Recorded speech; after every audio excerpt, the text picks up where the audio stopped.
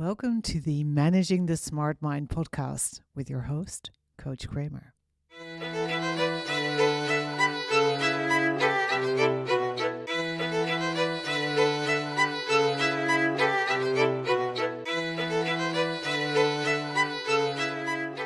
This is episode 29, Negative Self-Talk.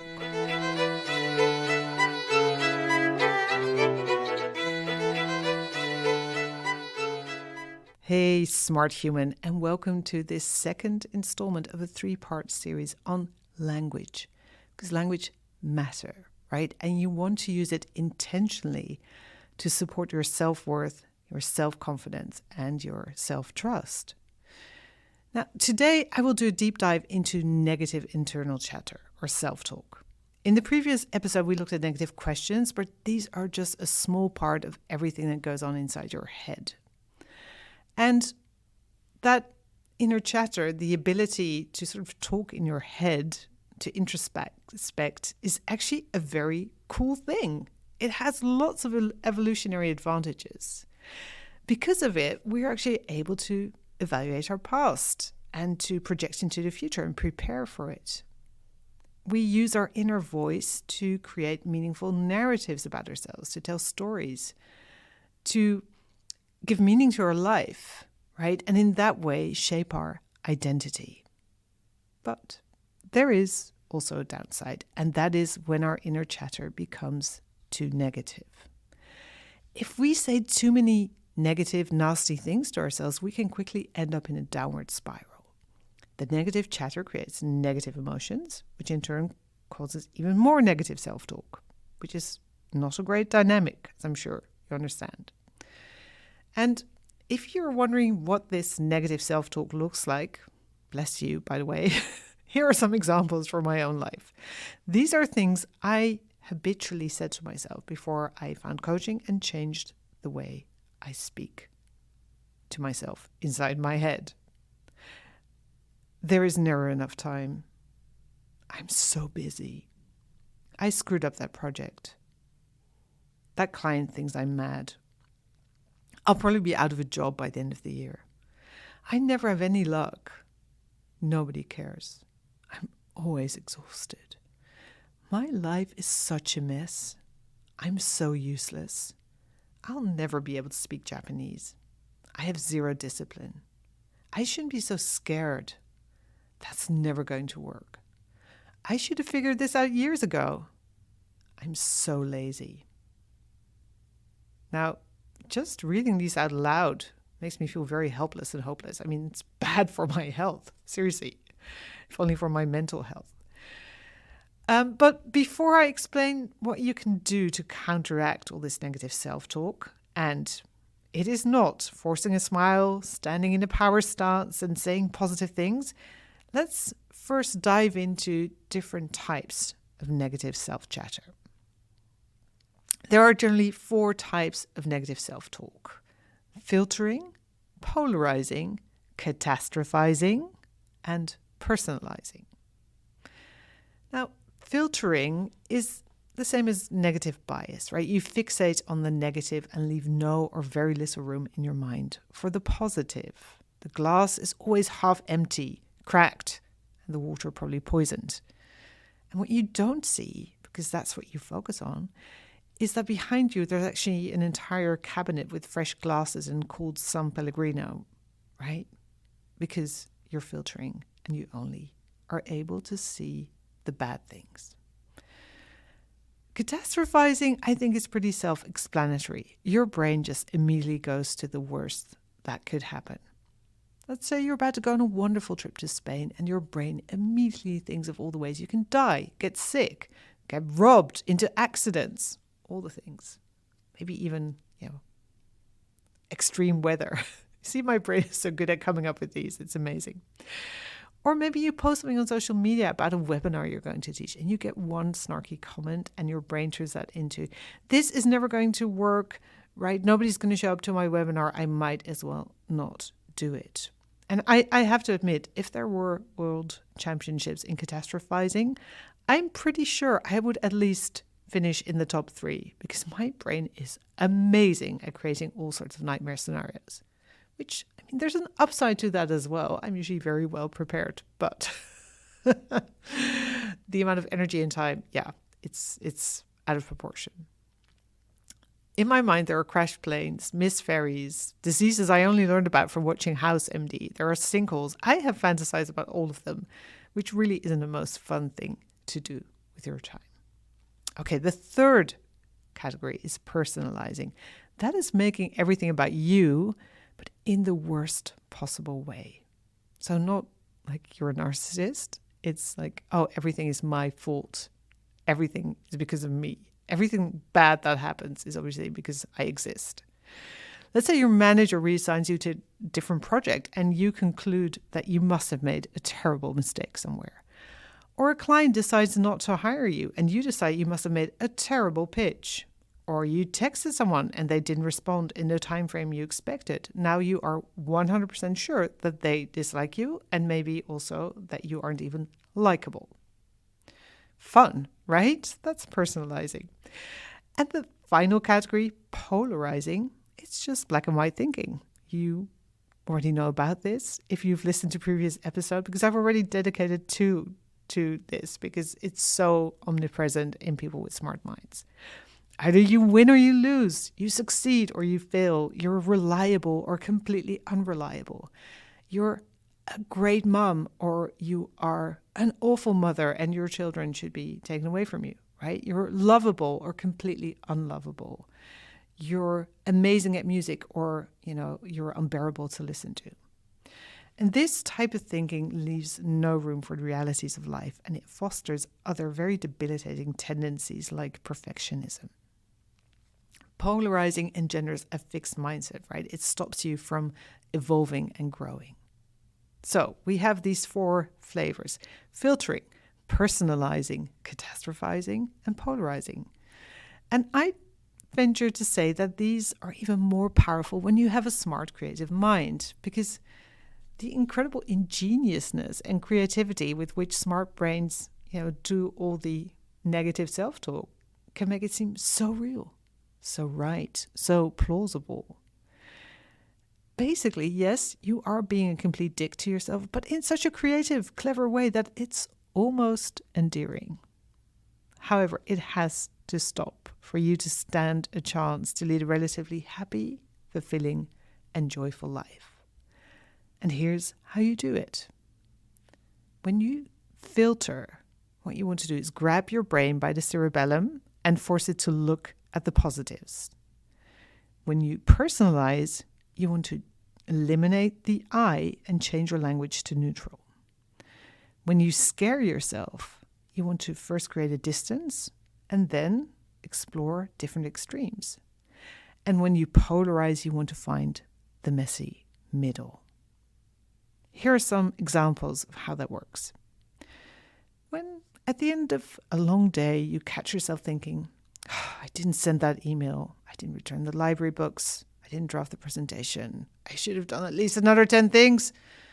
Please stop. And instead of thinking about all the things you didn't do, force yourself to write down at least 3 small wins, 3 things you did achieve. Give both sides equal airtime. When someone doesn't react or respond in a way you expected, or something happens that feels bad or disappointing, ask, is this really about me, right? If your brain's like, oh, this is about me, it's my fault, nobody likes me, I made a bad mistake. Just open up to other possibilities. Can I 100% know that I was reassigned to another project because I failed? Or could there be something else going on there? And when you notice you start catastrophizing, you can do 2 things. First, I would invite you to indulge in your brain a little. Let it go to those dark places. Visit those worst case scenarios. And then ask yourself, if I do survive, will I be able to deal with all this in some way? And that may sound a bit cruel, especially if you're thinking you or a loved one could die. But usually the answer is something like, yes, it will be heartbreakingly awful and hard, but I can deal which takes a lot of oomph out of the catastrophizing. And the fun flip side of this is to do the opposite. Fantasize about the best case scenarios. I mean, come on, people. We spend so much time thinking about plane crashes, right? Just think about having the most amazing flight, getting an upgrade to first class, staying in the perfect place, having the best possible weather, all the things. Force yourself to come up with the best case, completely over the top dream scenario for each nightmare scenario you're envisioning. This really works wonders because A, it's a lot of fun, and B, it opens up your brain to the amazing things that you don't even realize are possible because you're so focused on possible disasters. And C, it also reminds you that the cost of spending so much time scaring yourself with worst case scenarios is actually missing out on something amazing. Last but not least, polarizing. When you polarize, simply ask this one simple question. Is that really true? Is it absolutely 100% true? For example, when you think, I am such a bad mom. That is usually enough to deflate the balloon filled with absolute, because it never is. And then you open up room to find all the ways in which maybe you are an amazing mom. Now, aside from these 4 categories and ways to counteract them, there are additional ways to disarm negative self-talks. So I just want to share 3 more techniques that will also help massively. The first is to create some space between you and the chatter. And this also works wonders when you're ruminating, for example, something, even if it's something positive, right? You just get into your head too much. Create some distance between you and what's inside your brain. You can, for example, project it on a movie screen. Visualize what's going on inside your head on a movie screen, and then visualize it moving away from you or you moving away from it, or you can shrink it, right? Reduce the sound. That may sound very weird, but there's so much research that shows that this really works, and it makes a massive difference to your emotional reactivity.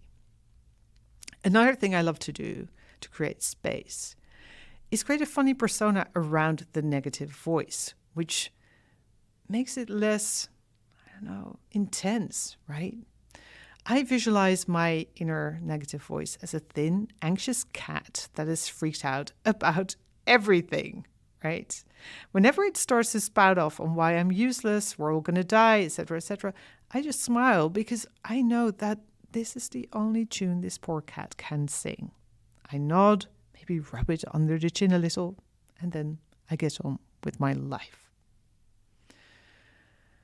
Okay, technique number 2 is to practice self-compassion and loving kindness. Keep a picture of yourself as an adorable little child handy. And then whenever you say something very negative about yourself, look at that picture and ask yourself, would I say this to that beautiful little kid? That is usually enough to shut up all the negative talk. It may, by the way, also make you cry. But don't worry, that is just an overdue emotional release because you somehow forgot how to be loving and kind towards yourself for a while. And the last one, number 3, is to lose the self, to neutralize yourself, to drop the I. And I've talked about this before because it's such a great technique to neutralize your language.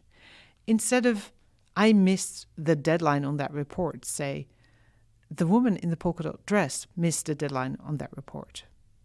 Or, whatever you happen to look like in the moment. Try it. Seriously. It makes a massive difference to the emotions generated.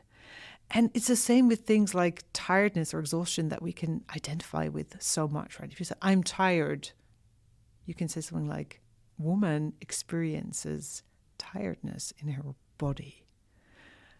Just this gap, right? Sort of tearing away the word from the you, no longer identifying it with it, makes it much less powerful. It can actually take you from anguish and despair to a calm neutral. All right, that was a lot, but it's important. So to summarize, inner chatter is incredibly valuable when it's used for meaningful storytelling around your past and future, when it's actually used to build up and support your identity and self-confidence. But when it gets too negative, you have to change it. If you've practiced it for a long time, then you've probably become very good at it. So I want you to give yourself plenty of time to become aware of all the negative stuff you say to yourself first, and then take time, be kind, and practice the above tools and tips to start treating yourself with love and kindness.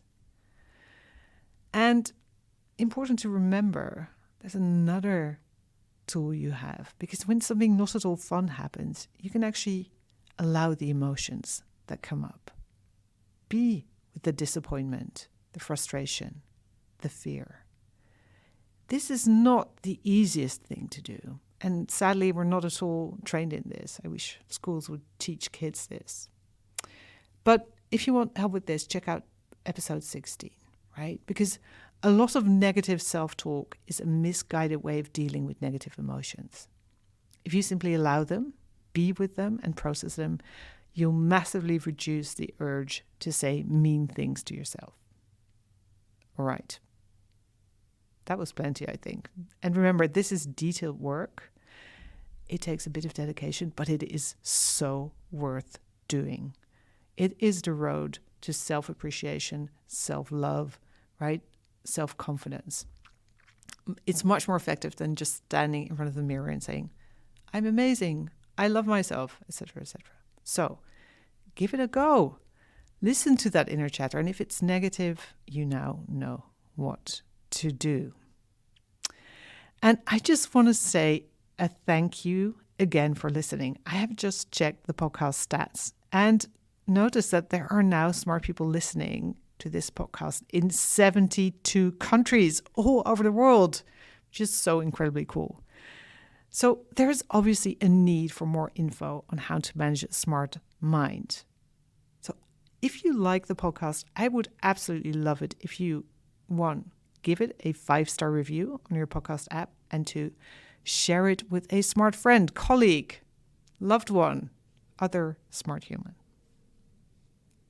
I will speak to you soon. Take care. Bye-bye.